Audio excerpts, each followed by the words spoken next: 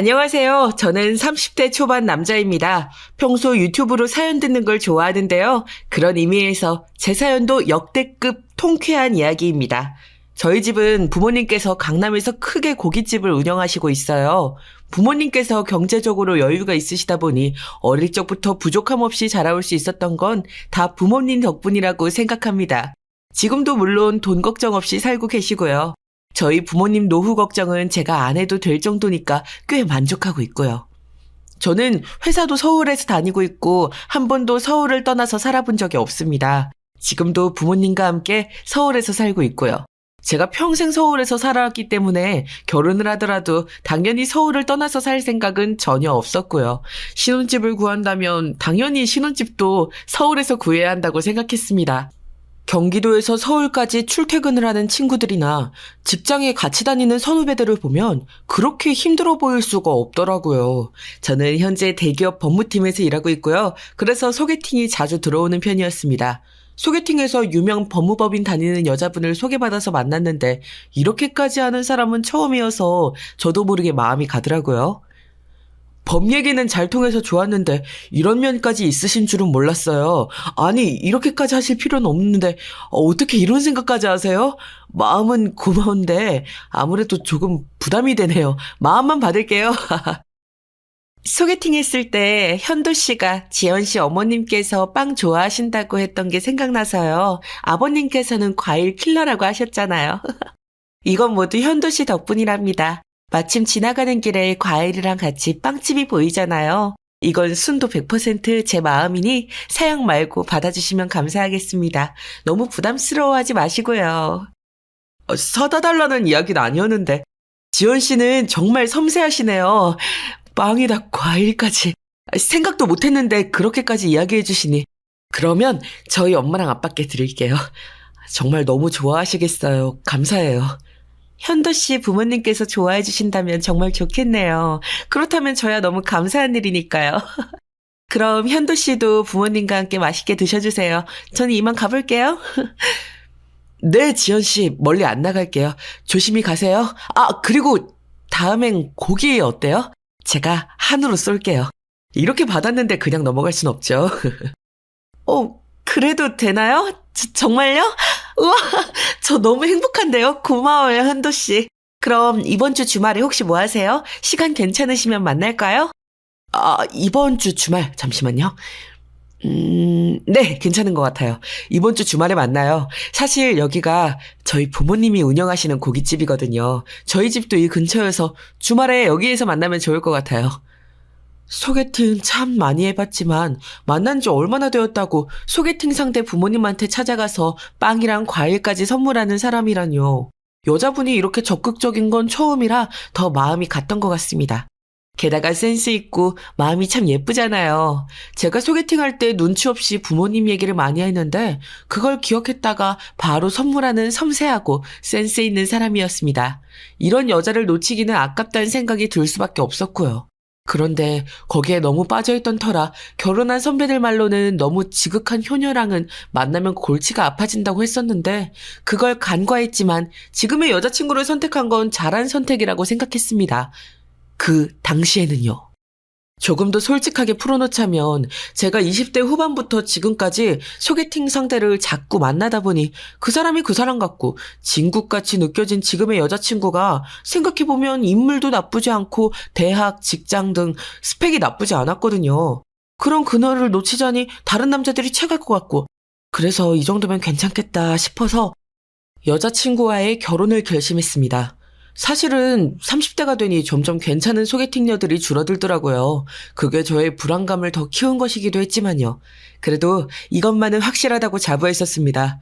부모님께 유독 효도하는 여자친구인지라 자기 부모님에게도 잘하면 당연히 저희 부모님한테도 잘하겠지. 그런 마음이 있었어요. 그렇게 여자친구와 연애를 하고 얼마 지나지 않아 프로포즈를 했습니다. 그리고 우리는 결혼을 약속하게 되었죠. 드디어 상견례를 하게 된 날이었습니다. 여자친구 부모님께서도 같은 서울에 살지만 차로도 꽤 거리가 있었습니다. 강북구랑 강서구였으니까요. 저녁이라 퇴근 시간과 맞물려 도로 상황도 안 좋았고요. 한참씩 걸리기에 저도 여자친구도 일찍 퇴근해서 미리 상견례 자리에 와 있었습니다. 예비 시부모님도 미리 와주셨더라고요. 그래서 예비 시부모님과 먼저 결혼에 대한 이야기를 나누고 있었습니다. 그래요. 현도 씨, 우리 지연이한테 얘기 많이 들었어요. 부모님이 강남에서 고깃집 크게 하신다고.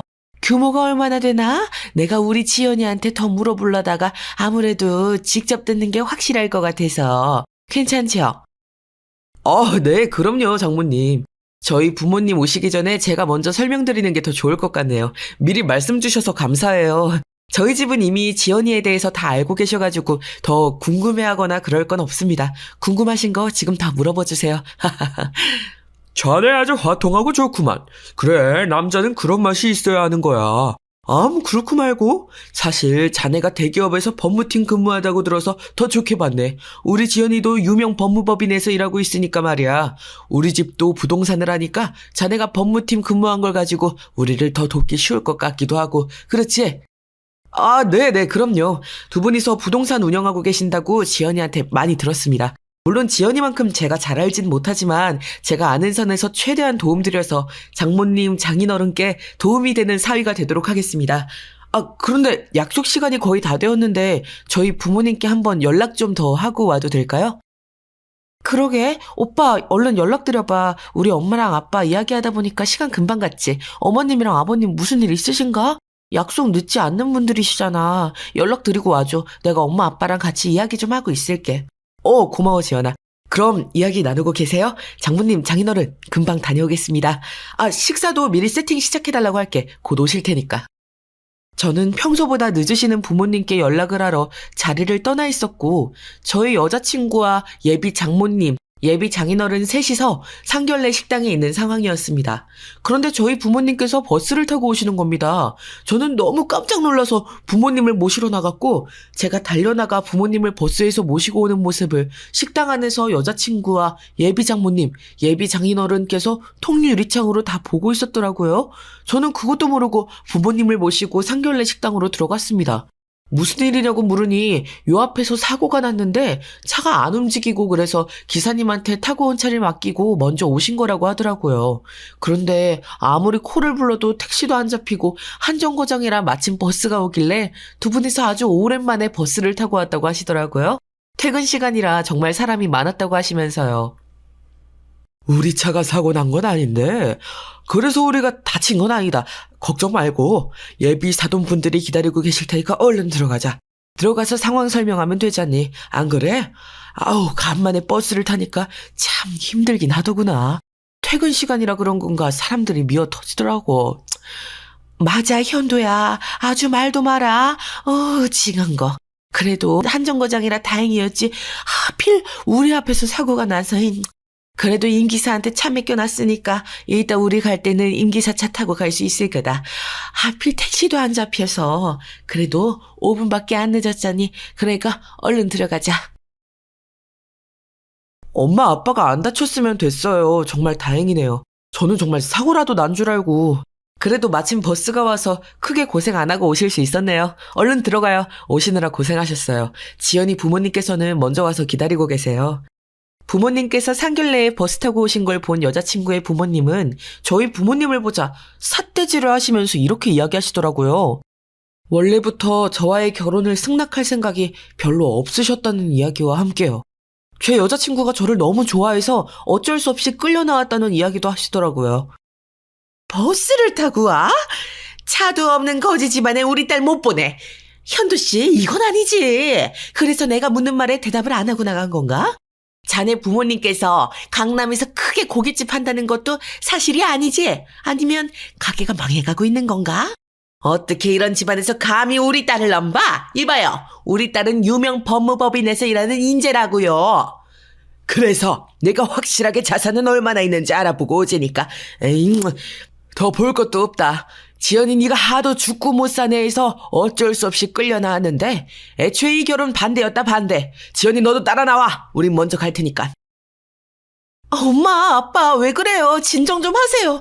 버스를 타고 오신 건 무슨 사정이 있으실 거예요. 저 현도 씨랑 결혼하고 싶다고요. 엄마, 아빠. 현도씨 미안해. 내가 연락할게. 지금은 엄마랑 아빠 따라 나가야겠어. 정말 죄송합니다. 어머님, 아버님. 저는 알아요. 어머님, 아버님이 재력가이신걸요. 제가 엄마, 아빠한테 잘 말씀드릴게요. 저러고 그냥 자리를 박차고 나간다고? 이런 기본적인 예의도 없는 양반들이구나. 지연이만 보고 우리가 저 집안을 좋게 볼 뻔했는데 하마터면 큰일 날 뻔했다. 현도야, 이 결혼 다시 생각해라. 그래, 현도야. 아무래도 저렇게 교양 떨어지고 경우 없는 집안과 사돈을 맺는 건 무리가 아니겠니? 임기사 연락해라. 에이, 괜히 헛걸음만 했구만. 우린 이 옆에 횟집에서 가서 식사 하나 하고 가자고. 저도 너무 충격이어서요. 엄마, 아빠 두 분이서 식사하세요. 임기사 연락할게요. 아마 지금쯤이면 빠져나왔을 거니까요. 저도 여자친구한텐 좋은 감정이지만 이렇게 여자친구 부모님이 저희 결혼을 반대하고 계신 줄은 몰랐거든요. 그도 그럴 게 제가 딱 우리 집 강남고깃집만 오픈했거든요.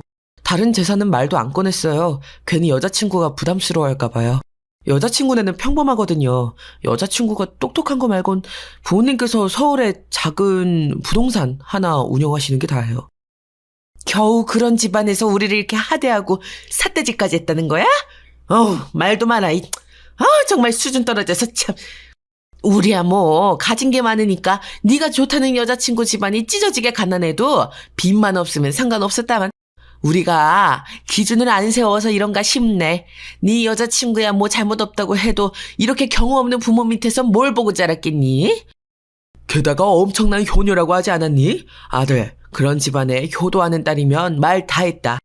이참에 깔끔하게 정리해라. 그리고 우리 집안은 그럴 집안이 아니라는 거 톡톡히 보여주고. 이래서 수준이 맞는 집끼리 결혼을 해야 된다니까. 수준 떨어지게 소개팅 같은 거 보지 말고 선을 봐라. 내가 이야기 해놓으마.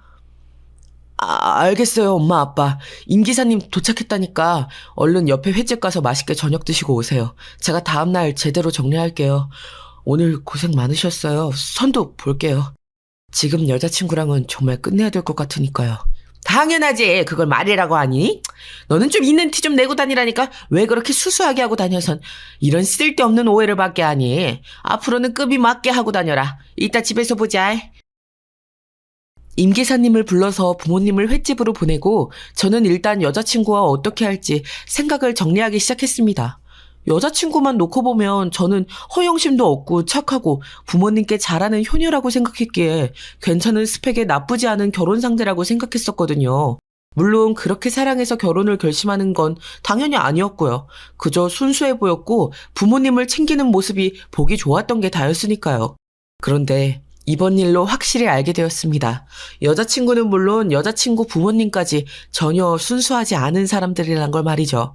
여자친구는 여자친구 부모님에게 저와 저희 부모님 자산을 알아본 것을 아직 말하지 않았더라고요. 그러니까 여자친구 부모님이 저와의 결혼을 반대했겠죠. 이번 상견례 자리에 저희 부모님이 기사가 운전하는 차를 타고 올 걸 아는 여자친구가 이번 상견례로 자신의 부모님에게 결혼을 반대할 이유가 없다는 걸 보여주려고 한 것 같더라고요. 하지만 저는 여자친구가 저희 자산을 다 모르고도 좋아해준다고 생각해서 결혼하려고 했던 거였거든요. 선은 너무 뻔하잖아요. 모든 자산이나 부모님이 뭐 하는지랑 다 알고 만나는 거라 연애를 한다는 느낌이 없을 테니까요. 저는 선이라는 게 참 꺼려지더라고요. 저의 일부만 알고도 저라는 사람을 순수하게 좋아해줄 그런 사람을 찾고 있었는데 그동안 여자친구의 연기에 정말 깜빡 속아 넘어갈 뻔한 거였죠. 여자친구에게 연락이 계속 왔지만 저는 받지 않았습니다.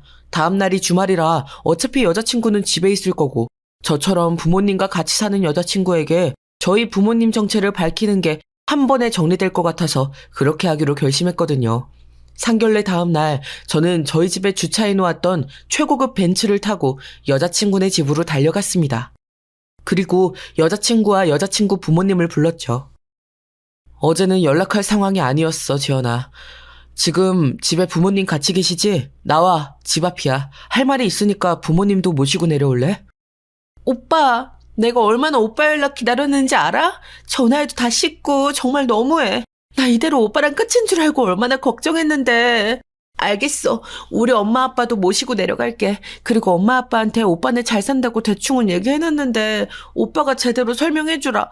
엄마 아빠가 어제 어머님 아버님께서 초라하게 버스 타고 상견례 자리에 오셨다고 다 사기 아니냐고 막 그러신다? 나 정말 힘들었어. 어제 상견례 자리에서 보신 거구나. 우리 엄마랑 아빠가 버스에서 내리시는 거. 그거야. 나오면 내가 다 말씀드릴 테니까 부모님 꼭 모시고 내려와. 알겠지? 기다릴게. 응, 오빠가 다 설명해 줄 줄 알았다니까. 역시 오빠 최고야.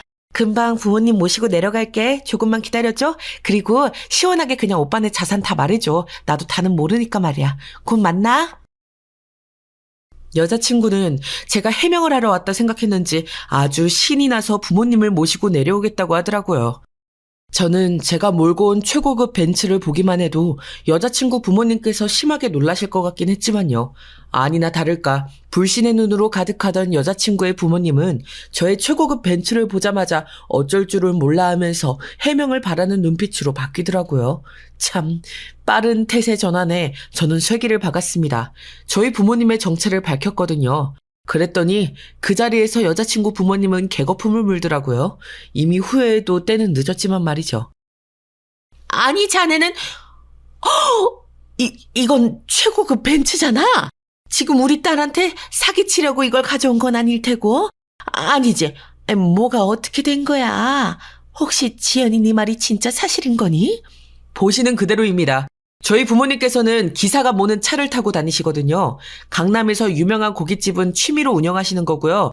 강남에만 상가 건물이 몇 채고 별장이 몇 개인데요. 어제는 상견례 식당에 거의 다 왔는데 앞에서 다른 차들이 사고가 나는 바람에 교통이 너무 지연돼서 버스를 타신 거고요. 딱 한 정거장이었다고 하시더라고요. 다행히도. 그러면 버스를 타고 온 게 정말 우연이라는 말인가? 참. 이 최고급 벤츠를 보니 그게 맞는 것 같기도 하고. 그나저나 강남에 상가를 그렇게 많이 소유하고 계신가? 왜 진작 우리 지연이한테 털어놓질 않은 거야? 우리도 어제는 오해할 만한 상황이 아니었는가? 이런 건 대화로 풀자고. 어이? 내가 뭘 했어요, 엄마 아빠. 그러니까 현도 오빠 부자라고 했잖아요. 나는 별장까지 있는지 몰랐네, 오빠. 강남에 사실 상가 건물 하나만 있어도 엄청 부자잖아. 그런데 한 채가 아니라 몇 채나 있다고? 오빠, 나 더 반했어, 오빠한테. 그런데 왜 나한테 지금까지 말 안 한 거야? 네가 이런 속물일까봐. 그리고 너희 부모님이 이렇게 경우 없는 사람들일까봐. 일종의 거름망 같은 거라고 할까? 이 거름망에 너랑 너희 부모님이 딱 걸려버렸네. 우리 결혼은 없던 일이 될 거야. 그동안 내 앞에서 연기하느라 고생했다. 뭐라고? 그럼 정말 어제 그 버스에서 내린 게 정말 차 사고 때문에 우연히 타고 온 거란 말이야? 말도 안 돼. 우리가 잘못했어. 우리 딸은 아무 잘못이 없잖아. 제발 너 그렇게. 아니요. 지연이는 철저하게 저를 조사하고도 모른 척, 순진한 척 연기를 해왔습니다. 어제 장모님 장인어른께서 저희 부모님께 삿대질을 하며 자리를 박차고 나가실 때 지연이가 따라 나가면서 그랬습니다. 저희 집 자산을 알고 있다고요. 저는 말한 적이 단 한 번도 없거든요. 그래서 지연이도 자격 미달입니다. 끝이라고요. 일부러 속인 오빠가 나쁜 거지. 나한테 왜 이러는 거야? 내가 뭘 잘못했어? 그러면 오빠가 말 안 해주는데 내가 알아도 모른 척 있어야지. 그럼 아는 척 해야 해? 오빠가 나한테 그러면 안 되지. 내가 오빠한테 어떻게 했는데? 내가 얼마나 많은 공을 들였는데. 그게 네 패착이야. 차라리 끝까지 모른 척 했어야지. 우리 사이는 여기서 끝이야. 돈만 밝히는 너희 부모님을 원망하려거든 해. 나랑은 이제 상관없는 일이니까. 개거품을 물며 망연자실하고 있는 여자친구와 여자친구 부모님 앞에서 보란듯이 제 차로 돌아와 쌩 하고 지나가 버렸습니다. 여자친구는 그 뒤로도 계속 전화를 하길래 가볍게 차단을 해버렸고요. 이제 다 끝난 사이에 뭘 어쩔 수 있겠어요. 여자친구가 앞으로 저보다 더 부자인 사람을 만나는 건 아마도 다시 태어나지 않으면 힘들 텐데 평생 배 아파하며 살겠죠. 아니면 또 다른 사람에게 가짜 효녀인 척 돈은 아무래도 상관없다는 순진한 연기를 하면서 속이려고 하려나요? 어떻게 살든 저와는 이제 상관이 없습니다. 결혼 전에 오히려 여자친구와 여자친구 부모님의 민낯을 제대로 알 수 있어서 정말 다행이었죠.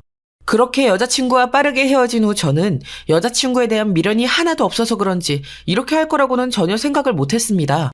제가 말해줬었던 부모님이 운영하시는 강남 큰 고깃집 앞에서 저와 저희 부모님이 나타날 때까지 계속 기다리고 있었더라고요. 매일매일 고깃집에 와서 질리지도 않는지 여자친구와 여자친구의 어머니를 결국 수상하게 여긴 직원들이 저한테 말을 해서 제가 와보게 돼서 알았죠. 그 상견례 날을 일은 우리가 정말 미안하네. 어떻게 안사돈이랑 바깥사돈한테 자네가 잘 이야기 좀 해주면 안 되겠나? 아, 그리고 우리 지연이가 자네에 대해 알아본 게 그렇게 잘못인가? 제발 한 번만 다시 이 결혼을 생각해보면 안 되겠나? 그래, 현도 오빠. 우리 이대로 끝낼 순 없는 거잖아, 안 그래? 우리 결혼하려고 했던 사이였어. 이렇게 쉽게 정리되는 사이 아니라고. 제발 한 번만 다시 결혼을 긍정적으로 돌려보자, 어? 아니, 매일같이 여기 와서 한다는 소리가 고작 그거야? 한때 결혼까지 생각했던 사이로서 여기까지만 하는 겁니다. 경찰 불러서 끌어내기 전에 그만하고 가주세요. 이지연 너도 그러는 거 아니야. 얼른 부모님 모시고 가. 소란 피우지 말고. 내가 이렇게 빌게. 응? 내가 무리했다는 거 인정하네. 시간을 돌릴 수만 있다면 얼마나 좋을지 몇 번을 후회했는지 모르네. 우리 집 양반도 그렇고 사죄라면 얼마든지 사죄할 수 있어. 자네가 너무 평범하게 하고 댕겨서 자네 집안이 그 정도까지인 줄은 정말 꿈에도 몰랐어. 그래서 자네랑 결혼을 반대했던 거고. 지금은 뭐 아무래도 상관없습니다. 여기까지 들어드리는 게 마지막이에요. 정말 이제는 경찰 부르는 수밖에 없습니다. 이거 명백한 영업방해예요. 저는 따님과 다시 잘해볼 생각이 하나도 없습니다. 다시 찾아오시면 이제 이런 경고에서 끝나지 않을 겁니다. 그래, 불러봐. 그래봤자 뭐 나를 여기서 끌어내기라도 할 건가? 참, 남자가 말이야 그렇게 속이 좁아가지고 앞으로 큰일은 못하겠네. 안사돈 바깥사돈한테 이야기 좀 잘해달라니까 그걸 그렇게 못해주나? 뭐 그렇게 대단하시다고 그렇게 해도 되는 건가? 에? 엄마 정말 왜 그래? 더 빌어도 모자를 파네. 그럼 어떡해요? 진짜 도움이 안 된다니까 도움이. 오빠 우리가 잘못했어. 우리 엄마도 이렇게 사과하시잖아. 그러니까 제발 좀 받아줘. 우리 결혼 다시 진행해보자고. 제발 부탁이야. 결국 영업방해로 신고를 하고 경찰들이 가게로 쫓아오자 그제서야 일어나더라고요. 그전까지는 계속 못 간다고 결혼을 다시 생각해달라고 막무가내로 조르는 게 모녀가 아주 판박이더군요. 그런 모습들을 보니까 더더욱 정말 여자친구였던 지연이와 헤어질 수 있어서 다행이라는 생각이 들었습니다. 그렇게 결혼을 위해 준비하던 모든 과정을 멈췄습니다. 위약금 같은 것들은 문제가 되지 않으니까요. 정말 경찰까지 부르는 모습을 본 여자친구와 여자친구 어머니는 다시 찾아오진 않았습니다. 다행이었죠. 참 피곤한 일이었습니다. 그리고 신기했어요. 이렇게까지 바닥을 보여줄 수도 있구나 하고 말이죠. 저는 결국 부모님의 조언대로 선을 보기 시작했는데요. 어떻게 이럴 수가 있을까요? 선본 지 딱 3번 만에 운명의 그녀를 만났거든요. 지금의 여자친구는 페이닥터로 일하고 있는 사람이었어요. 집안도 당연히 전 여자친구와는 비교도 안 될 정도로 뛰어난 교수 집안이더라고요. 자산 규모는 저희 집안과 어차피 비슷하기가 쉽지가 않아서 제가 선으로 만나는 사람들은 대부분 전문직이었거든요. 그중 제일 예쁘고 말도 잘 통하는 지금의 여자친구를 선 3번째에 만나게 돼서 다른 사람들은 보지도 않고 바로 연애를 시작했습니다. 아예 자산이랑 모든 정보가 오픈되어 있다 보니 그런 거에 대해서 묻고 답할 것도 없고 편했습니다. 무엇보다도 그런 것에 대한 거부감도 없는 게 좋았고요. 여자친구와 결혼하면 저희 부모님 상가 중 제일 좋은 목에 병원을 차려주려고 준비하고 있습니다. 이렇게 일사천리로 흘러가면 운명이 아닐까요? 심지어 저와 취향도 비슷하고 취미도 비슷합니다. 대화가 잘 통하는 건 말해 뭐 하겠어요. 주희야, 나는 주희 너랑 만나서 너무 좋아. 취미도 비슷하고 취향도 비슷하고. 난 법을 전공했고 넌 의사고. 정말 완벽하지 않아? 아, 이래도 되는 건가? 선이라는 거 부정적으로만 봤었는데 선을 통해서 너같이 좋은 사람을 만날 수도 있다는 게 참 놀라워. 나도 그래, 오빠. 오빠네 집안도 다 알고 만나니까 믿을만하고 나도 전적으로 오빠를 신뢰하고 만날 수가 있게 돼서 참 좋더라고.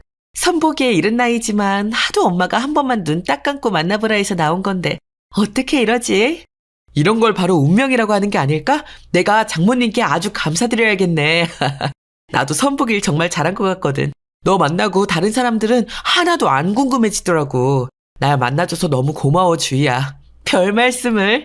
난 오히려 오빠가 편하고 좋아. 이렇게도 인연이 생기는구나 싶고 물론 우리의 속도보다 우리 부모님들의 속도가 훨씬 빠른 것 같긴 하지만 말이야. 아, 주희, 너 지금 일하고 있는 병원에서 나오면 우리 집에서 관리하고 있는 건물에 병원 자리 주신다고 한 것 때문에 그러는구나.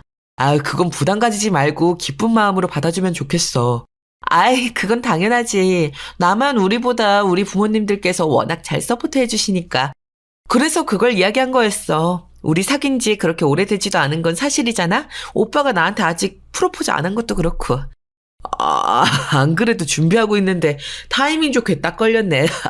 하여간 이렇게 사랑스럽단 말이야. 그건 걱정 마세요, 공주님. 당연히 생각하고 있지.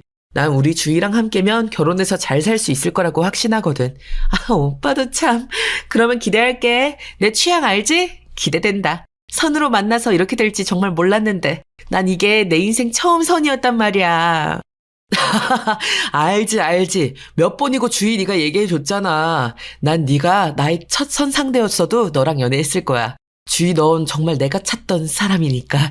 괜히 어줍잖게 돈을 보지 않는 조건을 덜 보는 순수하고 효심이 있는 사람을 적당히 맞춰서 만나려다가 한번 호되게 당한 뒤로 선을 보길 정말 잘했다고 생각하는 요즘입니다. 부모님들이 하지 말라고 하는 데는 정말 다 이유가 있는 것 같습니다. 특별한 이유가 있는 게 아니라면, 정말 이 사람이 아니면 안 되겠다 하는 게 아니라면 웬만하면 부모님 말씀을 따르고 또 조건이 어느 정도 맞는 사람과 결혼하는 편이 맞는 것 같더라고요. 그걸 피해가는 게 저만의 방식이라고 생각했었는데 큰 오산이었다는 걸 깨달았거든요. 자연스럽게 만나서 결혼하는 삶, 그것도 힘든 일이니까요. 소개팅도 힘들었는걸요. 차라리 이렇게 다 공개하고 만나는 게 요즘 같은 사회에는 더 맞는 게 아닐까요? 여러분들은 어떤 생각을 가지고 계신가요? 저는 저의 이야기를 토대로 조건에 맞춰서 결혼하는 것에 대해 고민 중인 분들에게 감히 조언을 드리려고 합니다. 결혼은 인생에서 가장 중요하고 영구적인 선택 중 하나입니다. 그러므로 조건에 맞춰 결혼하는 것에 대해 신중하게 생각해야 합니다. 저와 같은 고민을 하는 분들도 분명히 많을 거라고 생각하기에 이런 사연을 남기게 된 것이기도 하거든요. 그래서 고민 중인 분들을 위한 몇 가지 조언을 남겨보겠습니다. 우선은 가치와 우선순위를 한번 생각해 봐야 한다는 겁니다. 조건에 맞춰 결혼하는 것이 맞는 선택인지 판단하기 위해선 저처럼 무엇이 가장 중요한 가치인지 그 속에서 한번 우선순위를 따져보는 것이 필요하다고 생각합니다. 조건에 맞춰 결혼한다면 현재의 욕구와 희망들을 충족시킬 수 있을지 고민해 보세요. 저의 경우에는 그저 순수하게 저의 많은 조건들을 모른 상태에서도 저를 있는 그대로 좋아해 줄 상대가 필요했던 것 같습니다.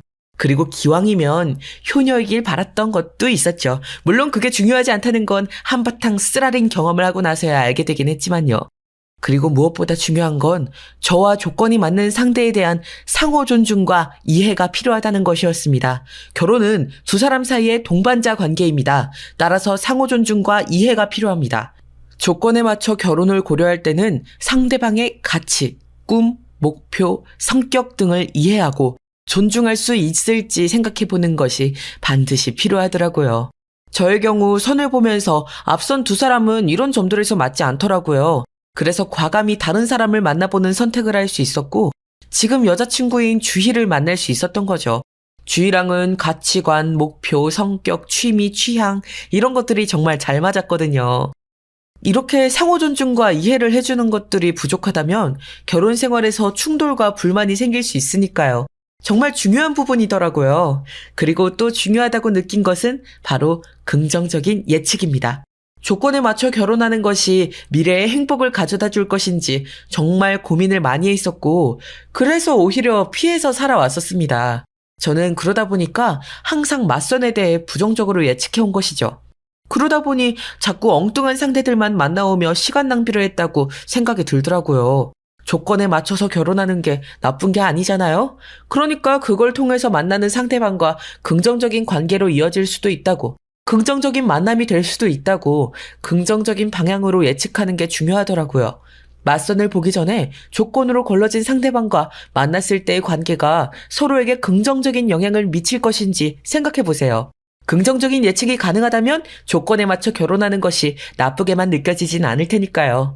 이런 점이 참 중요하더라고요. 요즘 많이들 마인드 컨트롤이라고 하잖아요. 저도 그 마인드 컨트롤을 통해서 이렇게 주위를 만나서 좋은 관계로 금방 발전할 수 있었던 거거든요.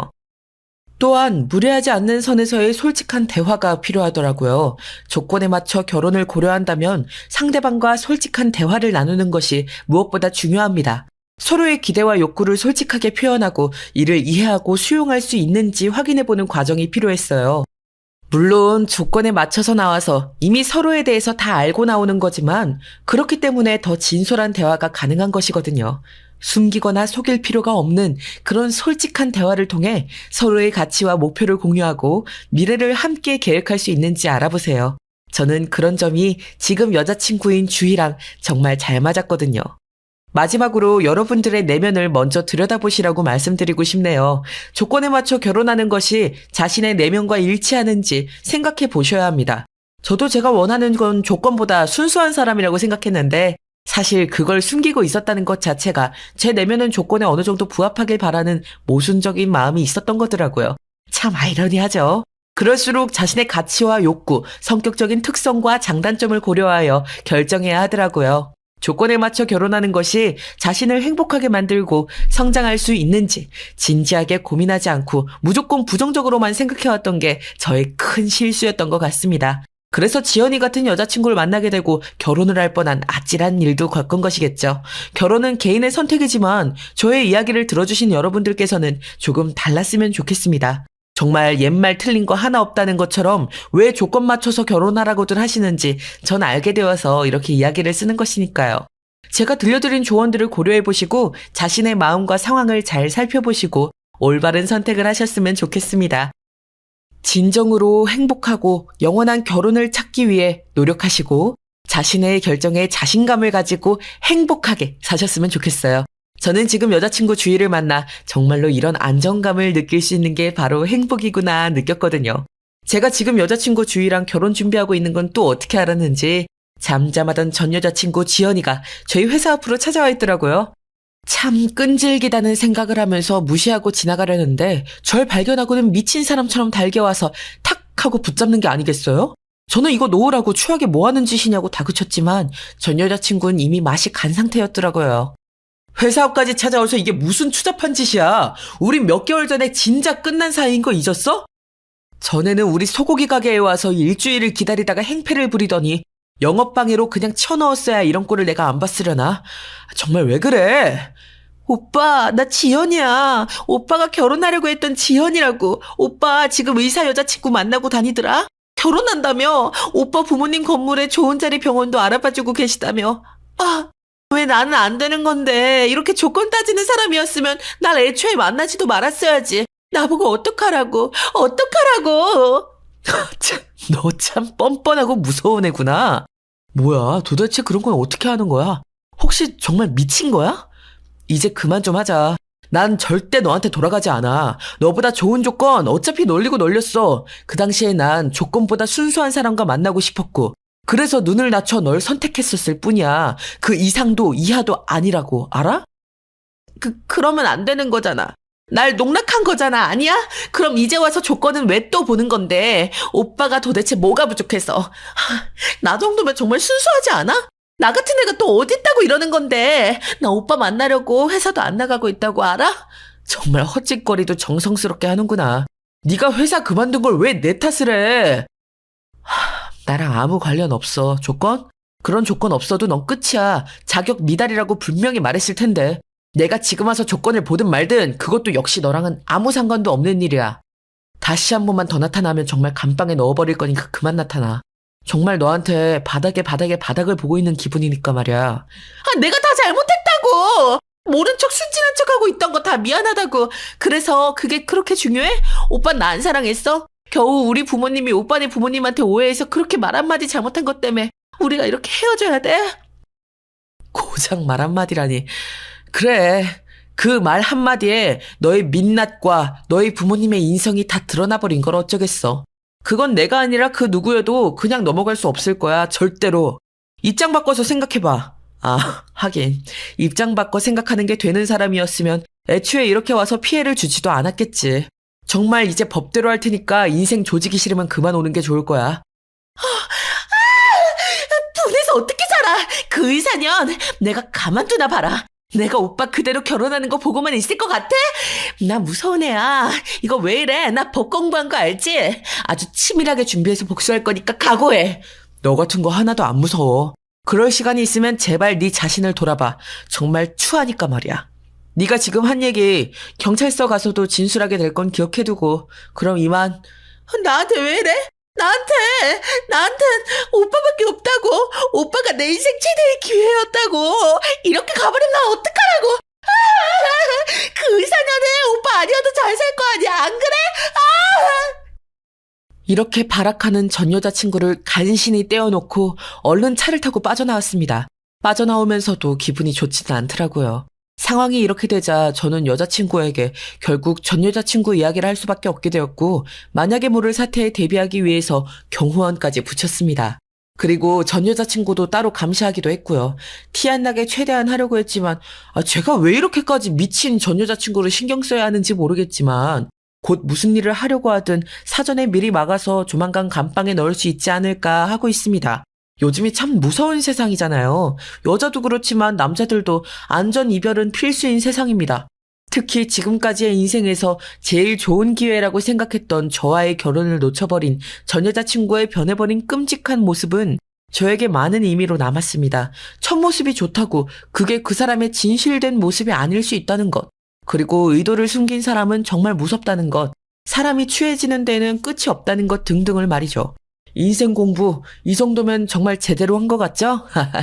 물론 저와 지금 여자친구인 주인은 무리 없이 결혼을 하게 될 겁니다. 축복받으면서요. 아주 행복하게. 어쩌면 드라마나 영화에서 조건 맞춰 결혼하는 것들을 너무나 나쁘게나 비춰서 그런 생각을 해온 건 아닐까. 요즘은 그런 생각도 하게 됩니다.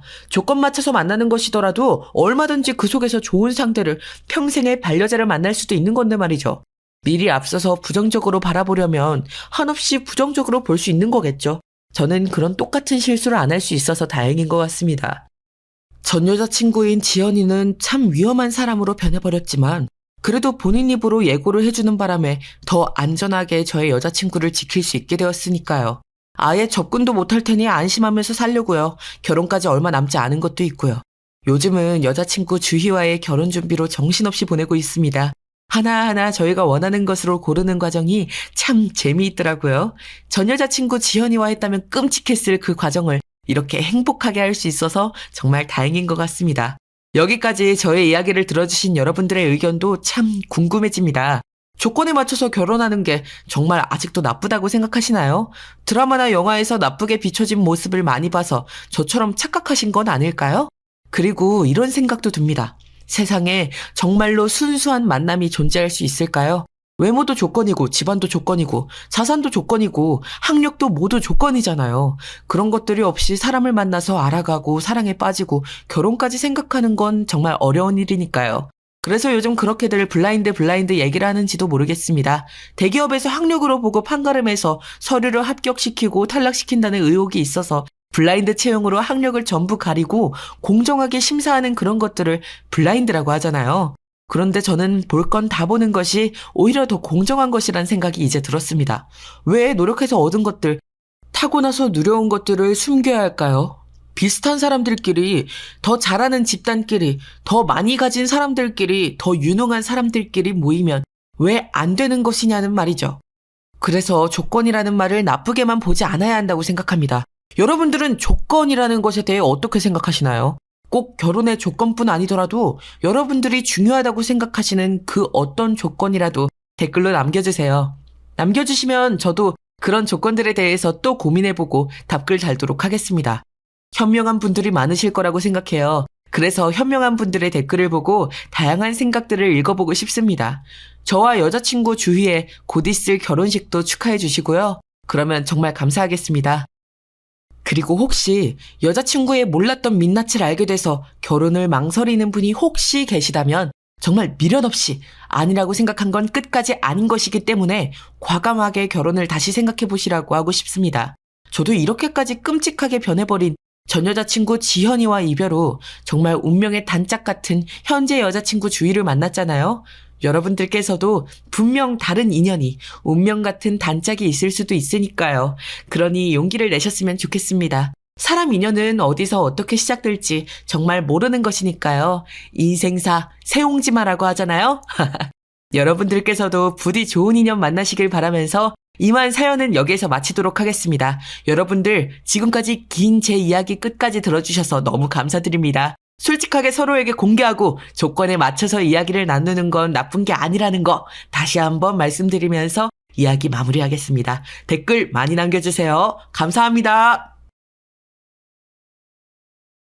안녕하세요. 저는 30대 후반 여성입니다. 올해 봄에 저는 남편과 이혼을 하고 어린 딸 둘을 키우면서 혼자 살게 되었습니다. 그것이 얼마나 기막힌 사연이었는지 지금 생각해도 남편에게 너무 화가 납니다. 아직도 재산 문제로 법정 싸움을 하고 있는 저희 어처구니 없는 사연 들어보시겠어요? 저는 평범한 가정의 첫째 딸로 태어났습니다. 아버지 어머니는 작은 식당을 함께 운영하고 계셨는데 매일 아침 일찍 나가서 온종일 식당 일에 매달리다시피 하셨습니다. 어머니는 제가 태어났을 때는 잠시 식당 일을 그만두고 저만 돌보면서 집에서 사셨는데 그때가 어머니는 너무나도 좋으셨다고 합니다. 그러나 저와 3살 차이 나는 남동생이 태어나자 어머니는 애 둘을 다 데리고 집에서 육아와 살림만 하기는 벅차셨던 건지 친할머니에게 도움을 청했습니다. 그러다 얼마 안 지나서 식당이 장사가 잘 되어서 어머니는 아버지의 부탁으로 다시 식당 일을 하러 나가셨습니다. 그래서 저와 동생은 거의 친할머니의 손에서 자랐습니다. 친할머니는 충남 청양에서 고추 농사를 짓고 계셨던 제 할아버지와 주말 부부처럼 지내셨습니다. 월요일 아침에는 저희 집에 오셔서 저와 동생을 돌봐주시고 집안일도 해주시면서 지내다가 금요일 밤에 할아버지가 계신 집으로 가시는 생활을 하셨습니다. 나중에 얘기를 들어보니 할머니는 할아버지와 너무 오래 사셨고 농사 짓기도 너무 싫으셨다고 하시더라고요.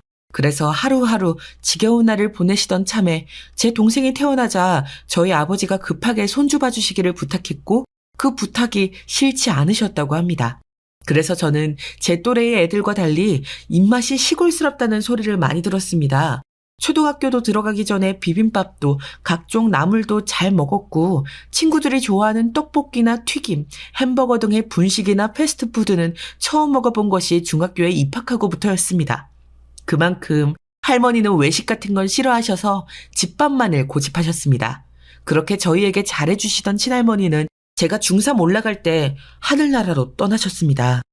돌아가시기 전까지 저희를 살뜰하게 돌봐주시고 할아버지와는 주말 부부처럼 지내셨습니다. 그 후부터 저는 어머니를 대신하여 학교 갔다 오면 동생과 같이 저녁을 차려 먹고 교대로 설거지를 하며 밤 늦게 돌아오시는 부모님을 기다리다 잠이 들었습니다. 할머니는 저와 제 동생의 모든 부분을 다 돌봐주셨지만 아쉽게도 공부는 시켜주지 못하셨습니다. 그렇기 때문에 저는 어릴 때부터 공부에 취미를 못 붙인 편이라서 고등학교를 졸업하고 성적에 맞춰서 전문대학 비서과에 입학하였습니다. 대학에 입학하자마자 만난 첫 번째 남자가 남편이었습니다. 남편은 23살의 복학생이었고 여중 여고를 나와서 한 번도 이성교제를 해보지 못했던 저는 대학에 와서 처음 저에게 말을 걸어준 남편에게 반하게 되었습니다. 어이, 거기 신입생 맞지? 나 너희 비서과 선배야. 내가 제대한 지 얼마 안 돼서 같이 밥 먹을 친구가 없어서 그런데 나랑 같이 학생 식당 갈래? 저요? 저 친구 기다리고 있는데요. 그리고 저 선배님 알아요. 그래? 그럼 네 친구도 같이 가지 뭐. 나도 같이 기다려줄게. 오늘 점심은 오빠가 쏠게. 난 23이야. 너는 20살 맞지? 내가 오빠니까 말 녹는다. 그럼 마음대로 하세요. 다른 강의실 뒷문에서 친구의 강의가 끝나기만을 기다리던 저에게 그 사람은 그렇게 말을 걸어왔고 저는 어쩔 수 없이 허락하는 척을 했습니다. 그에 대해 많은 관심을 섣불리 드러냈다가 반란 까진 여자라는 인상을 주고 싶진 않았거든요. 아, 교수님이 말이 엄청 길어져서 늦었네. 근데 이 남자 누구야? 난 이 신입생이 마음에 들어서 따라다니는 중인 복학생 오빠라고 할 수 있지. 네가 얘 친구라면서 같이 학생 식당 가자. 오빠가 밥 쏠 테니까. 와이, 기집애. 조용하고 별로 눈에 안 띄어서 데리고 다니기 좋았는데 뒤로 호박씨 깐 거구나? 언제 이런 잘생긴 사람을 꼬셨대? 갑자기 친구가 제가 선배를 꼬신 게 아니냐면서 저를 곁눈으로 흘겨보는 게 아니겠습니까? 저는 얼굴이 새빨개져서는 손사래를 쳤습니다.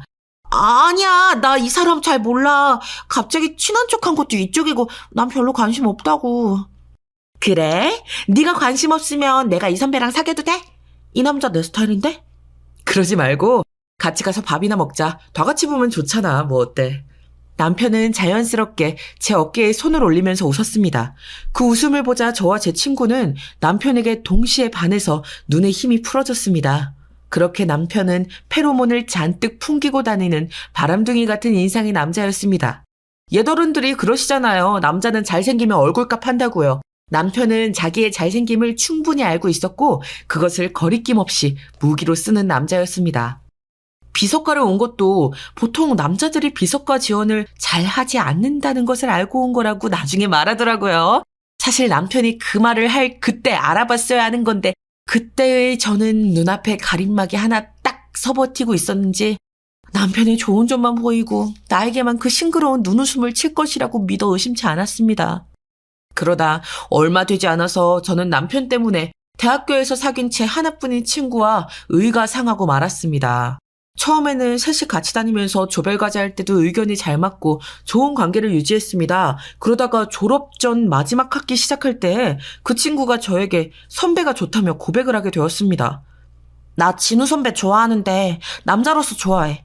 아직 고백 안 했는데 졸업하기 전에 고백해서 사귀려고. 그래서 확인할 게 좀 있는데 너 혹시 진우 선배 좋아해? 저는 깜짝 놀랐습니다. 저 역시 선배를 좋아하고 있었고 그 친구보다는 제가 선배에게 관심을 더 받고 있다고 생각했었거든요. 저는 괜한 자존심을 부렸습니다.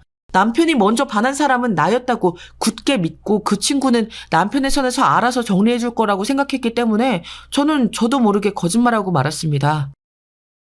좋아하긴 하는데 남자로선 아니야. 그냥 좋은 오빠라고 생각하고 있었어. 하지만 진우 오빠가 널 좋아할까? 괜히 고백해서 상처받진 말았으면 좋겠어. 제가 이 말을 하자마자 친구는 얼굴이 새빨개지면서 화를 내는 것이었습니다. 제가 생각해도 그때의 저는 좀 싸가지 없었다고 생각하고 반성하고 있습니다. 뭐? 네가 그러고도 친구야? 친구라면 내가 고백한다고 할 때 잘해보라면서 응원을 해줘야 진정한 친구 아니니? 너 말은 그렇게 하면서 선배한테 다른 감정 있지? 너처럼 겉다르고 속다른 애를 내가 이제까지 친구라고 믿었다니. 아니야, 오해하지 마. 나 그렇게까지 말한 적은 없거든. 나 네가 상처받을까 봐 걱정한 거라고. 네가 정말 진우 선배한테 다른 흑심이 없으면 내가 고백하는 것까지 막을 필요는 없잖아. 네가 무슨 소리를 하든지 난 진우 선배한테 고백할 거니까 말릴 생각하지 마. 그리고 너한테 실망했다. 난 더 이상 널 친구로 생각 못하겠으니까 나한테 다시는 연락하지 마. 친구는 그 말을 끝으로 저에게 연락을 하지 않았습니다. 남편은 그 친구가 저와의 사이에서 약간 걸림돌처럼 생각하고 있었기 때문에 저와 친구의 냉정한 기류를 눈치채고 오히려 좋아했던 것 같습니다. 남편은 며칠 후 제게 그 친구에 대해서 물었습니다. 요즘 너 그 친구랑 안 다니더라? 무슨 일 있었어? 그 애 오빠 좋아한다고 하던데 혹시 오빠한테 고백 같은 거 했어요? 그러나 남편은 웬일인지 고개를 저었습니다. 아니? 걔가 날 좋아했대? 처음 듣는 말인데. 나쁘진 않네.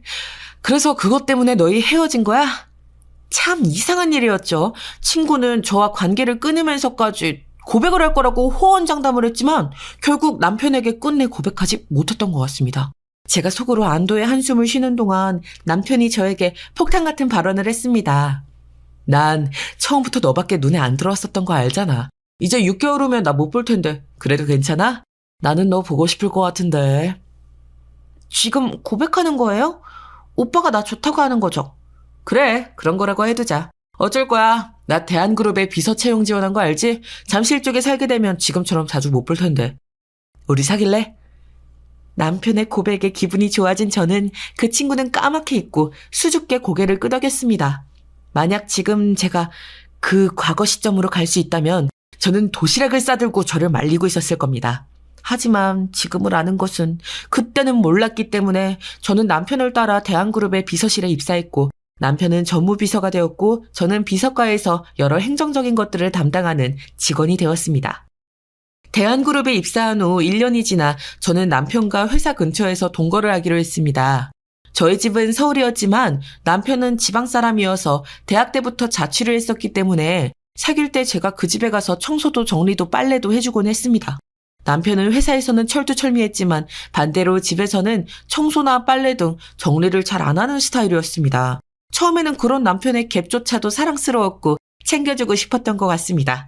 중학교 때부터 동생을 돌봐온 것처럼 사랑하는 사람을 돌보는 일은 오히려 저한테 충실한 만족감을 주었습니다. 동생이 고3 때까지는 부모님이 고3인 동생 저녁 좀 챙겨주라는 부탁이 있어서 계속 집에 들어왔어야 하지만 동생이 수능을 보고 나서는 거의 남편의 자취방에서 살다시피 했습니다. 아마 그때부터 동거를 하겠다고 생각했는지도 모릅니다. 제 아버지는 제가 남편과 사귀는 것을 알고 그다지 좋아하지 않으셨는데 제가 동생의 수능이 끝난 후부터 거의 집에 들어오지 않자 어느 날 저를 불러 크게 야단을 치셨습니다. 희영아, 너 어떻게 된 거니? 아무리 회사에서 야근이만 해도 그렇지 아직 결혼도 안 했는데 그놈 집에서 자고 오면 어떡해? 너 여자애가 잠은 아무 데서나 자는 거 아니다. 아버지 죄송해요. 하지만 야근하고 차 끊겨서 오빠가 자고 가라는데 그렇게 아버지가 마음에 걸리시면 저 그냥 빨리 오빠랑 결혼할까요? 그러면 되잖아요. 오, 그래. 그럼 되겠네. 당신이 그렇게 걔가 걱정되면 남친이라는 애를 한번 만나봐요. 제대로 된 놈 같으면 빨리 결혼시키면 되잖아. 어차피 그 대기업 비서라며.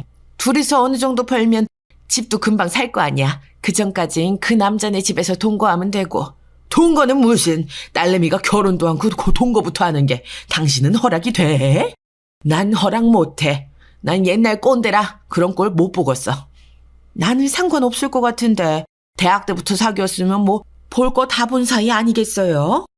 네 남친 집 월세만 반 나눠내면 되는 거잖아. 그걸로 식비랑 우리 집 기타 비용 아낄 수 있잖아. 엄마만 허락하면 나 그럼 남친 집에서 살아도 되는 거죠? 아, 좋아라.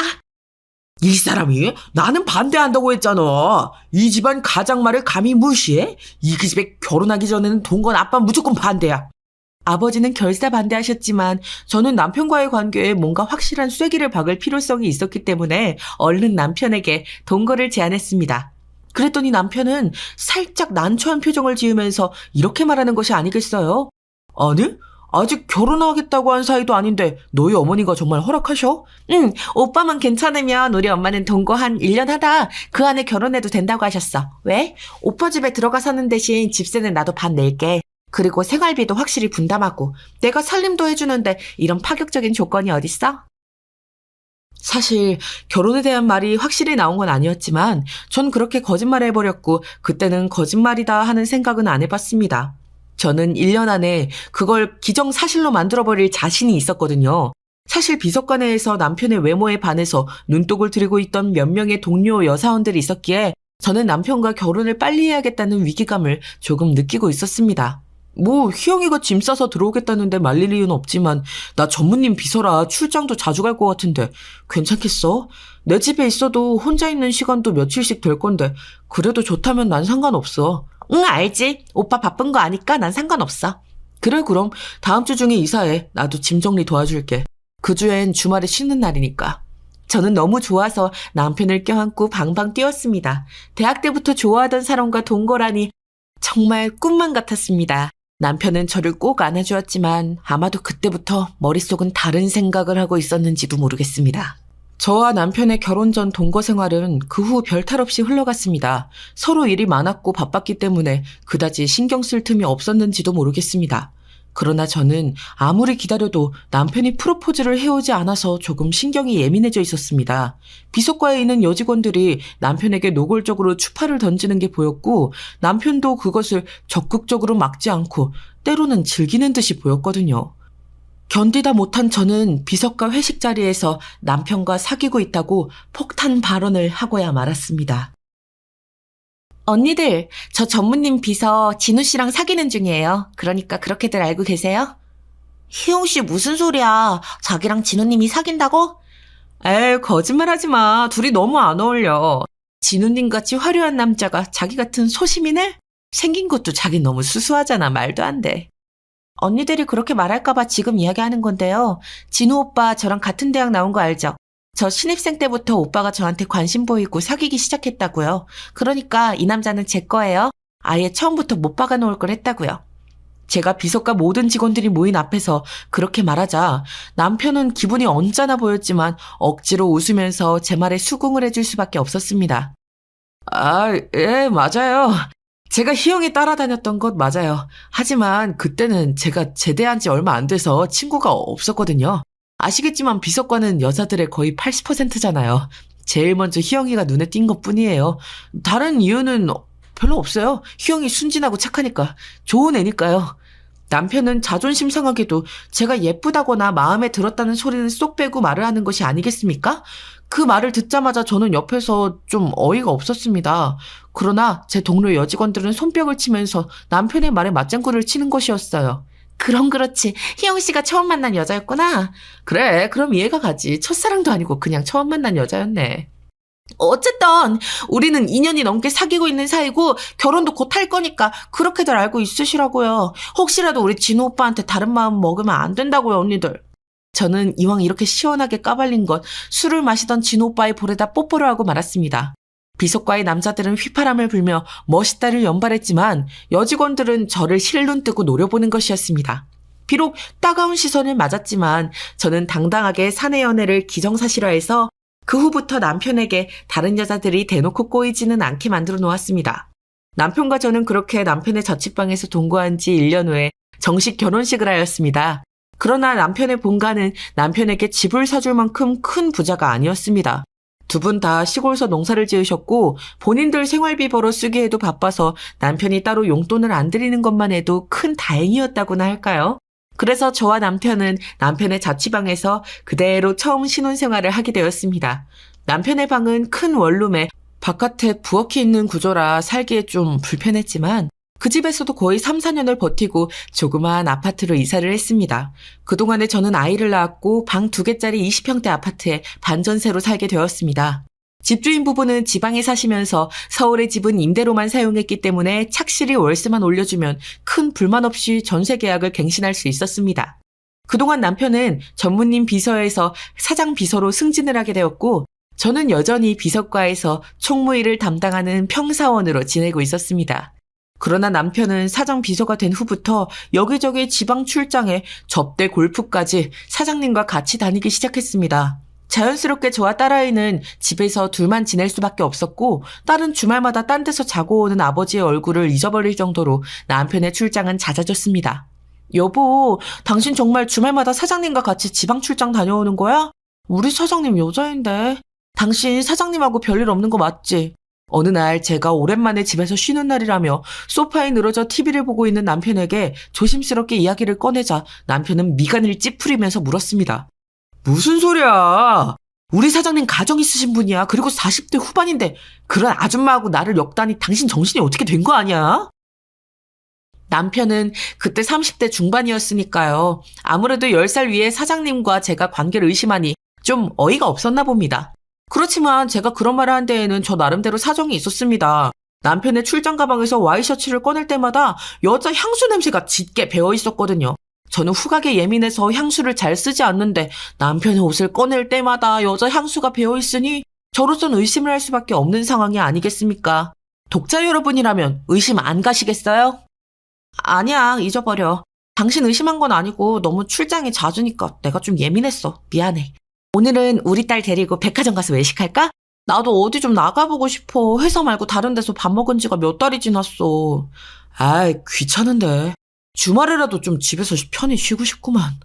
제 볼멘 소리에 남편은 끙 하는 신음소리를 흘리면서 겨우 떨어지지 않는 몸을 일으켜 나갈 준비를 했습니다. 쉬는 날이라도 좀 밖에 나가서 좋은 시간을 보내고 싶었던 저와는 달리 남편은 집에서 아무것도 안 하면서 뒹구는 것을 더 좋아했습니다. 그런 반대되는 성향으로 인해서 저와 남편은 주말이 되면 티격태격 다투기도 많이 했습니다. 대한그룹에서 사장 비서가 된 남편은 점점 탄탄대로를 달리게 되었고 비서과뿐 아니라 다른 과에서도 잘생기고 빈틈없는 비서님으로 명성을 날리고 있었습니다. 그 후부터 남편은 슬그머니 결혼 반지를 빼서 장롱에 넣어두고 출퇴근을 하는 것이었습니다. 저는 밖에서 돌아오는 남편이 결혼 반지를 끼고 있는지 뺐는지까지는 미처 신경을 쓰지 못했는데 첫 아이를 낳은 후부터 남편은 아예 반지를 빼고 사는 것 같았습니다. 2살 터울로 저는 둘째를 가지게 되었고 둘째 역시 딸이었습니다. 애 둘을 낳은 후에는 할 수 없이 집에서 살림과 육아를 담당하게 되었습니다. 제가 육아휴직을 마치고 퇴사하는 날 비서과의 골드미스 여직원들은 속이 후련하다는 표정으로 저에게 한마디씩 하더군요. 어머, 이젠 가정주부의 삶을 살겠네, 희영씨. 그동안 수고했어. 부럽다. 나도 남편이 벌어다주는 돈으로 먹고 사는 게 꿈인데. 이제 희영씨 없으면 우리 비성과 총무는 누가 해줘. 그동안 정말 수고했어, 희영씨. 남편 진우씨는 우리가 잘 보조해줄게. 알았지? 퇴식 기념 술자리에서 양 옆에서 얄밉게도 그런 소리들을 하니까 제 불안감은 커져만 갔습니다. 이 여자들은 남편이 유부남이라고 해서 그 마술을 안 뻗을 양심 있는 여자들이 아니었거든요. 혹시나 이 여자들이 남편과 회사 밖에서 놀아나는 일이 생기기라도 한다면 저는 정말 괴로울 것 같았습니다. 저는 이를 악물고 여직원들에게 평소 보여주지 않던 제 딸들 사진을 보여주면서 말했습니다. 네, 언니들 너무 예쁘죠? 제 딸들. 첫째는 3살이고 둘째는 이제 100일이에요. 설마 우리 남편이 이렇게 이쁜 딸들을 두고 바람이라도 피우겠어요? 우리 남편이 그럴 리가 없죠. 저는 남편을 믿어요. 그러니까 그런 쪽으로는 언니들이 걱정 안 하셔도 될 거예요. 어머나, 희영씨 뭘 모르네. 집에 있게 되면 아마 그렇게 믿고 싶을 거야. 하지만 너무 많이 아는 게 더 불안할지 모르니까 그렇게 꼬치꼬치 진우씨에 대해서 캐고 그러지 마. 그런 아줌마들은 꼴불견인 거 알지? 잘도 얄미운 말들을 짓거리는 그 여자의 입을 때려주고 싶은 걸 겨우 참으며 저는 빈속에 술을 계속 부어넣고 있었습니다. 너무 화가 나고 제 자신이 초라해 보였습니다. 하지만 그런 저와는 반대로 남편은 제 건너쪽에서 남자 직원들과 떠들면서 술을 마시느라 이쪽은 거들떠도 보지도 않더군요. 그런데 그때 깜짝 놀랄 일이 벌어졌습니다. 남편의 상사인 여사장님이 회식 자리에 나타난 것이었습니다. 사장님은 우리 비서과 사람들이 모여있는 테이블을 한번 휘둘러 보더니 천천히 입을 열었습니다. 어머, 우리 회사 비서과 여직원들 다 여기 모여 있었네. 오늘 무슨 일로 회식하는 거예요? 아니, 진우 씨도 있었네? 사장님의 등장에 남편은 갑자기 튀어 일어나더니 사장님 옆자리로 가는 것이었습니다. 그러더니 남편은 굳이 세수를 시켜 넘치도록 사장님 잔에 맥주를 따라주는 것이었습니다. 오늘 희영 씨가 퇴사하는데 그 기념 회식을 하고 있었습니다. 희영 씨가 이제 주부의 삶을 산다고 하네요. 희영 씨가 자기 와이프 아니야? 무슨 남이 이야기하는 것 같이 하고 그래. 이제 희영 씨랑 자기네 애들 둘 먹여 살리려면 진우 씨가 더 열심히 뛰어다녀야겠어. 다음 주에 해외 출장 있는 거 알지? 네. 이미 숙소 예약이랑 비행기 티켓 예약, 렌터카 예약 다 끝났습니다. 남편의 우렁찬 복창 소리에 남자 직원들은 놀라서 웅성웅성 자기들끼리 속닥거렸습니다. 그러나 사장님은 아랑곳하지 않고 남편의 어깨에 손을 얹어 토닥거리면서 끈적한 웃음을 지었습니다. 어머, 우리 진우 씨 덕분에 내가 매번 출장이 편하다니까. 희영 씨가 집에선 잘 보필해줘, 우리 진우 씨. 저는 정말 어이가 없어서 헛웃음이 절로 나왔습니다. 제 앞에서 뻔히 제 얼굴을 보면서 제 남편에게 노골적으로 우리 진우 씨라니요. 추파를 던지는 건 어찌 보면 남편이 아니라 여사장이 아닐까 의심이 되는 장면이었습니다. 하지만 남편의 직속 상관에게 일개 비서과 평사원 따위가 뭐라고 말할 수 있는 처지도 아니고 사장님과 남편이 바람을 피우고 있다는 확실한 증거는 없는 게 사실이니 저는 잠자코 술만 마셨습니다. 속으로는 그 여자의 머리채를 다 잡아 뜯어놓고 싶었지만 말이지요. 그 후로는 아이들 크는 것만 보면서 몇 년을 살았습니다. 저희 부모님도 식당을 하셔서 제 육아나 집안일을 도와주실 수 없고 시골에서 농사를 지으셨던 제 시부모님 역시 그럴 수 없었습니다. 집안 살림과 독방 육아는 생각보다 너무나도 고된 일이었습니다. 첫째를 어린이집에 보내고 나서 둘째를 데리고 조금 숨을 돌릴 수 있을 줄 알았는데 애를 재우고 나도 집안일은 끊임이 없었습니다. 게다가 둘째는 일찍 젖을 못 물려서 제 젖은 말라버리고 분유를 먹였던지라 분유값이며 젖병값 등 돈도 엄청나게 많이 들어갔습니다. 남편이 간간히 특별 보너스를 하면서 1년에 한두 번 가져다주는 돈이 있기는 했지만 아무래도 둘이 벌었을 때보다 드는 돈은 더 많았고 항상 가계부에 펑크가 나기 일쑤였습니다. 여보, 우리 언제쯤 아파트 사서 이사 갈 수 있을까? 요즘 같아선 우리 40 넘어도 그럴 수 있을 것 같지가 않아. 어느 일요일 아무 의욕 없이 TV만 보고 있는 남편에게 저는 푸념하듯이 말했습니다. 애도 둘이고 결혼도 이제 10년이 다 되어가는데 집이 없다니. 내 인생은 이게 뭔가 하는 허무감이 가끔씩 제 뼈를 때리고 지나갔습니다. 그러나 집에 대해서는 남편은 아무 생각이 없어 보였습니다. 내 집 없으면 어때? 요즘 집 사기도 쉽지 않은데. 이렇게 반전세로 살면서 평수만 늘려나가면 되지. 우리 셋째 가질까? 그러면 서울이나 경기도쯤에 아파트 분양받기 쉽잖아. 내 주위에 아줌마들 셋째 낳자마자 신도시 아파트 분양받아서 가던데 나 그거 너무 부럽더라. 응? 됐어. 무슨 집 때문에 애를 셋까지 키우려고 하냐. 청약통장돼도 잔금까지 어떻게 치르려고 그래. 저축해둔 거 하나 없으면서. 사실 나 청약통장 부어놓은 거 있어. 그리고 당신이 조금만 더 벌어주면 저축도 할 수 있을 거야. 일단 집을 사면 그 뒤로 대출만 갚으면 우리 집 되는 거잖아. 당신 하우스 푸어라는 말 못 들어봤어? 집 있으면 뭐해? 그 집에 돈 다 집어넣고 집값이라도 떨어지면 아까워서 어떻게 살라 그래? 우리 셋째만 있으면 꼭 다자녀 청약 100% 당첨된단 말이야, 어? 협조 좀 해줘. 이사 다니는 거 당신은 지겹지도 않아?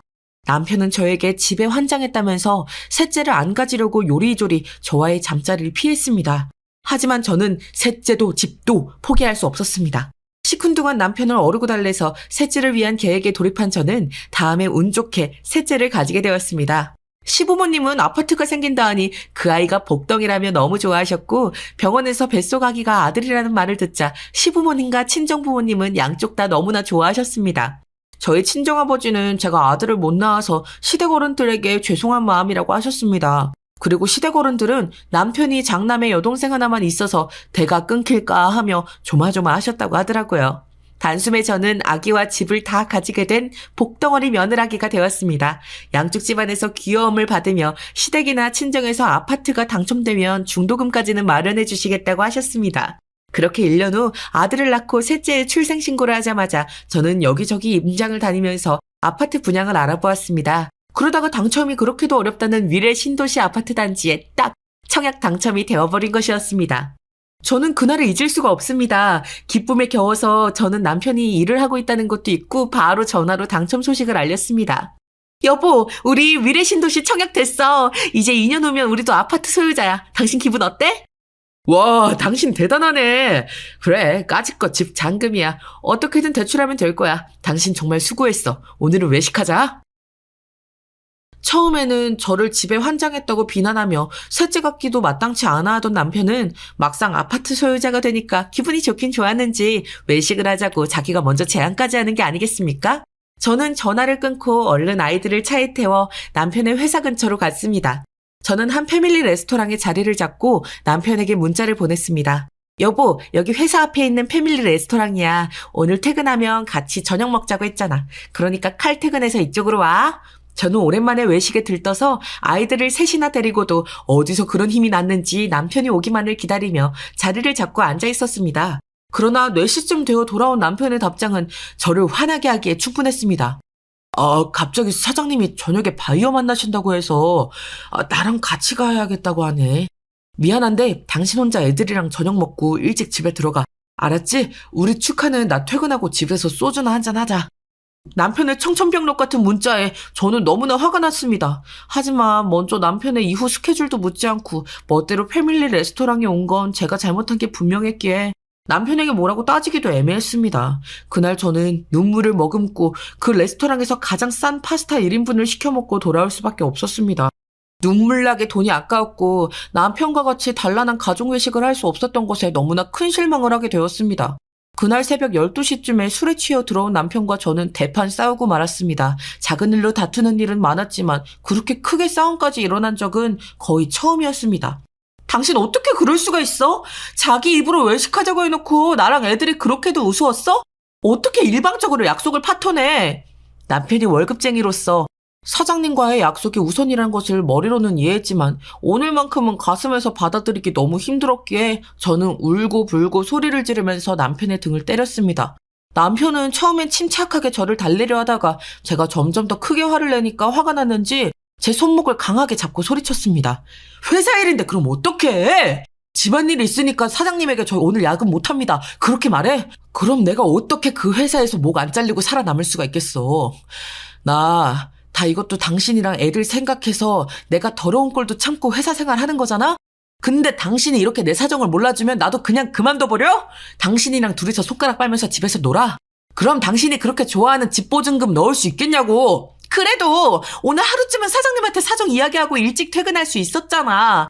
당신에겐 언제나 회사밖에 없지. 나랑 애들은 그럼 당신한테 뭐야? 무슨 의미가 있어? 그래, 아무 의미 없다. 난 돈만 벌면 되는 거잖아. 나라고 이렇게 살고 싶어서 사는 건 줄 알아? 집도 자기 멋대로 샀으면서 그거 하나 축하 못 해줬다고 남편을 쥐잡듯 잡냐? 저는 더 이상 할 말을 잃고 말았습니다. 청약 당첨이 되었다고 하니 좋아하는 듯 하다가 다시 모든 것이 집을 산 내 탓이라며 저에게 비난을 몰아서 하는 남편이 미워서 견딜 수가 없었습니다. 저는 악에 받쳐서 꺼내면 안 될 말을 하고야 말았습니다. 이럴 바엔 그냥 이혼해?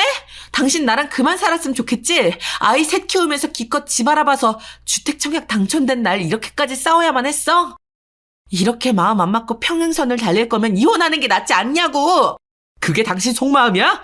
이제 아주 막 나가네. 내가 왜 이혼해? 난 절대 이혼 안 해. 지금 이 상황에서 이혼해버리면 우리 애들은 어떡해? 애들이 받을 상처는 어쩌라고? 눈물이 범벅이 되도록 울면서 생각해보니 제가 너무 이기적으로 남편에게 쏘아붙여버린 것이 후회되었습니다.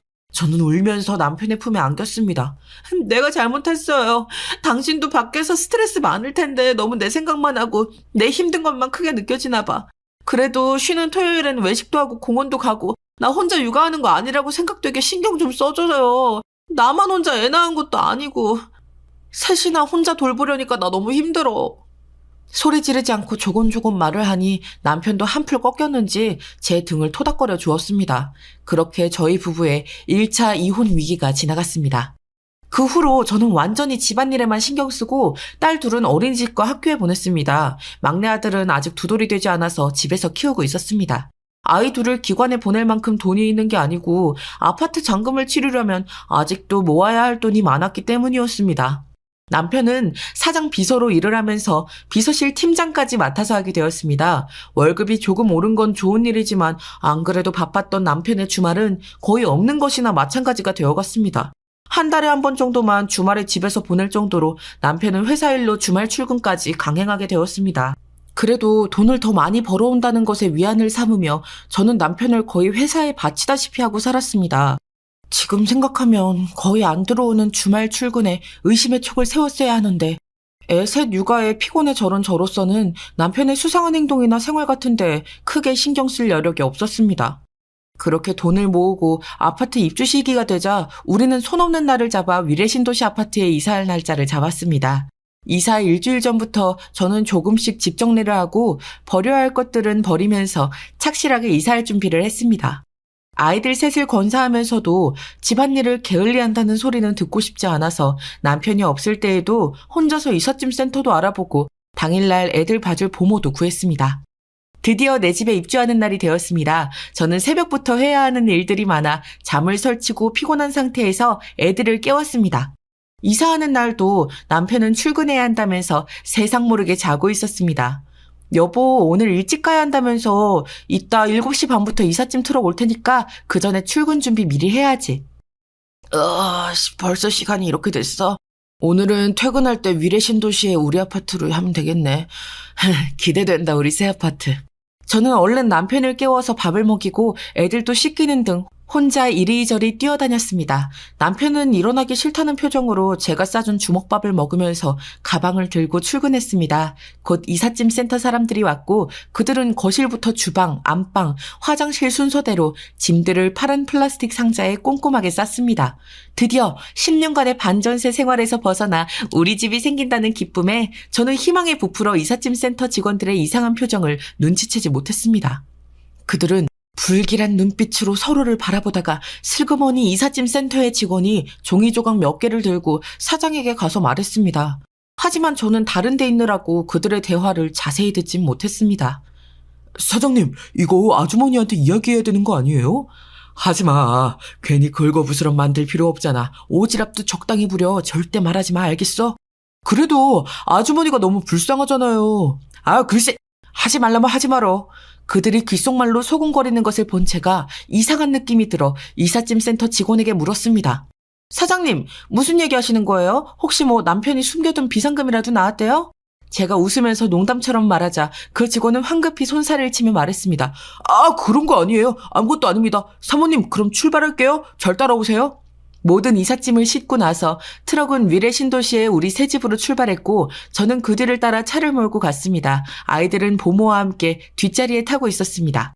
잠실에서 1시간 만에 위례신도시로 진입한 이삿짐 트럭은 얼마 되지 않아 한 대단지 아파트 입구에 섰습니다. 관리 사무실에서 키를 받아서 저는 우리 집 문을 열어주고 센터 직원들은 점심을 먹으러 가셨습니다. 저도 애들과 함께 단지 안 분식집에 가서 밥을 먹고 다시 집으로 오니 그새 이삿짐을 하나둘씩 들여놓고 계시더라고요. 저는 보모에게 단지 내 놀이터에서 애들과 놀아달라고 한 다음 집 안으로 들어와 가구 놓을 위치를 꼼꼼하게 알려드렸습니다. 오후 4시쯤 되자 어느 정도 집안에 짐들이 다 들어왔고 거의 자리가 잡혔습니다. 그러자 이삿짐 센터 사장님이 그러시더라고요. 사모님, 그럼 저희들 가보겠습니다. 네, 가볼게요, 사모님. 수고하셨어요. 오늘 정말 감사했습니다. 그리고 두 분은 엘리베이터를 타고 내려가셨는데 젊은 직원 하나가 현관문 앞에서 머뭇거리며 저를 손짓해서 부르더라고요. 무슨 할 말이 있는 것 같았습니다. 왜요? 저한테 무슨 할 말이라도 있으세요? 그 젊은 직원은 괜히 아무것도 없는데 주의를 경계하며 저에게 종이 조각 3장을 넘겨주는 것이었습니다.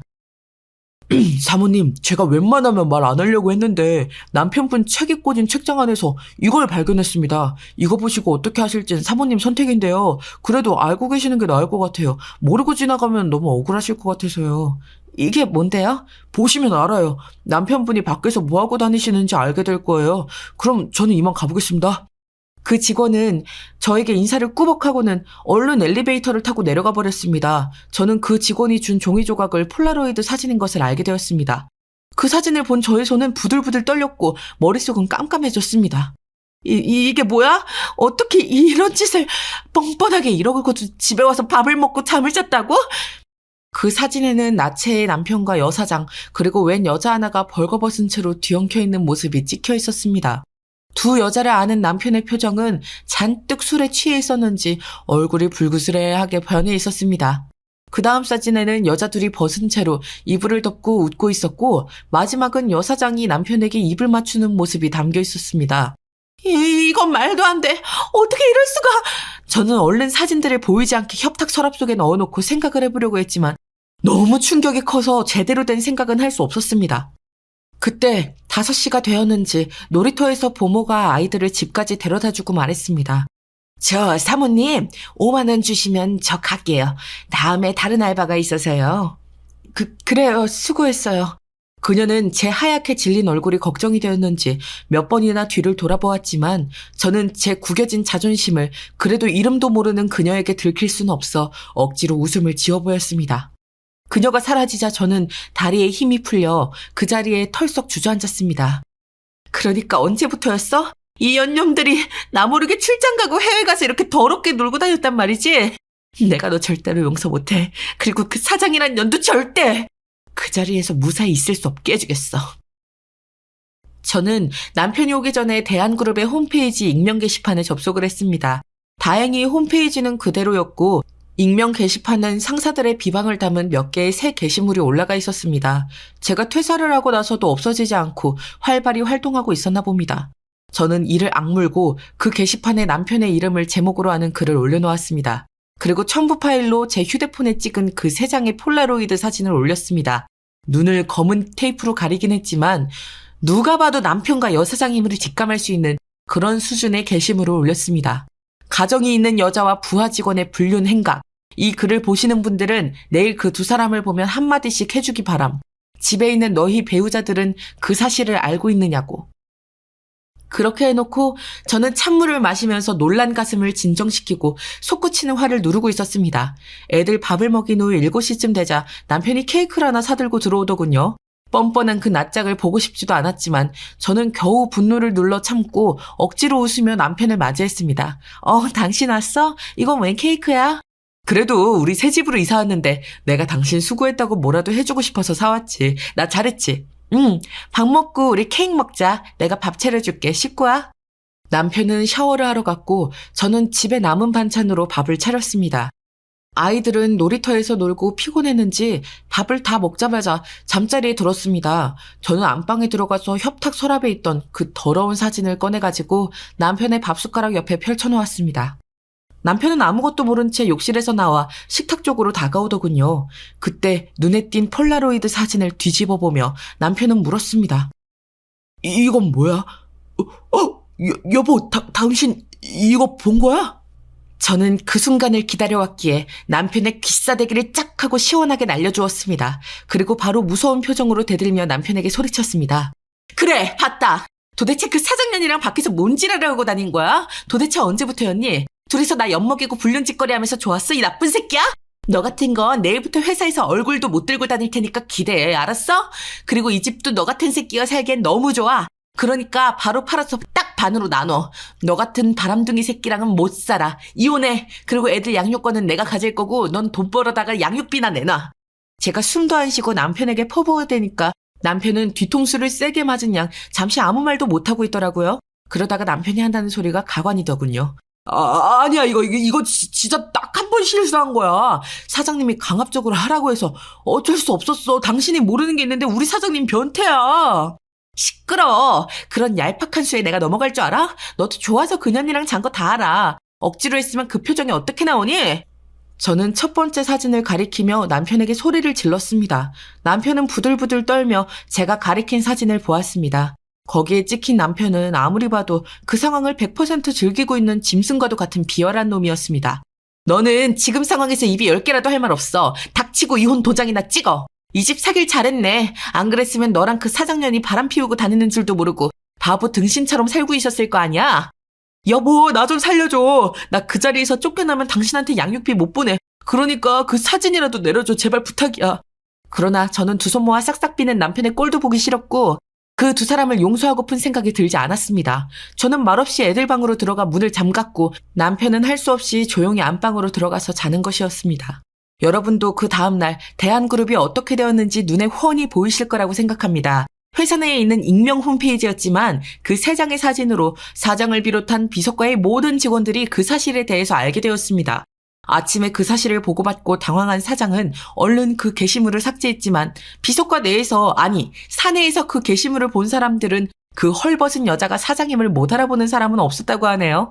게다가 제 남편도 쌍으로 수치심을 당하도록 만들어놨고요. 그 일로 인해서 사장은 물러났고 제 남편도 사표를 쓸 수밖에 없었다고 합니다. 무언의 압박으로 회장실에 불려가 자기 딸과의 관계를 신문당하듯 대답해야 했다고 나중에 그 비서실 내에 아는 언니가 그러더군요. 그러면서 저더러 독한 년이라고 아무리 자기 남편을 제 손으로 고발할 줄은 몰랐다고 하였습니다. 그러나 저는 제가 심했다고 생각하지 않습니다. 만약 제가 그 문제를 모르는 척 덮고 넘어갔으면 제 남편은 그 여사장과의 관계를 끊을 생각을 하지 않았을 테니까요. 바람을 피운 쪽뿐만 아니라 그 사장의 남편 역시 알 건 알아야 한다는 생각이었거든요. 그래도 사장은 회장 딸이라서 그런지 사장직에서만 물러났지 그 남편에게 형사고발은 안 당했다고 하더라고요. 사장은 남편에게 거액의 위자료를 주고 이혼하고 미국으로 도피했다는 소문이 돌았습니다. 그러나 저는 제 남편에게 형사고발을 했고 지금 이혼소송 및 재산 분할 소송을 하고 있습니다. 제 남편을 고발한 이유는 어느 날 저희 집에 와서 다짜고짜 제 아들을 데리고 가버렸기 때문입니다. 저는 남편에게 아들을 돌려달라 하였지만 시부모님까지 합세하여 아들은 그 집 4대 독자라며 돌려줄 생각을 하지 않습니다. 여러분, 방귀 낀 놈이 성내는 것도 정도가 있지요. 어떻게 그럴 수가 있습니까? 저는 딸 둘을 데리고 그 집을 나왔지만 아들을 뺏긴 상태입니다. 저는 무슨 일이 있어도 제 아들을 되찾을 생각입니다. 그리고 그 집은 경매에 넘어가 매각되고 나면 집값의 반을 저에게 주기로 되어 있습니다. 제 이야기는 여기서 끝이 났습니다. 내 집을 가질 꿈에 부풀어 있던 순간에 남편의 부정을 알았고 제 행복은 산산조각 나버리고 말았습니다. 호사다마라고 하던가요? 계속 좋은 일만 있을 수는 없지만 저도 언젠가는 이 악몽 같은 시간을 벗어나서 제 아이들과 함께 재개할 수 있는 날이 빨리 왔으면 좋겠습니다. 제 긴 이야기 들어주셔서 감사합니다.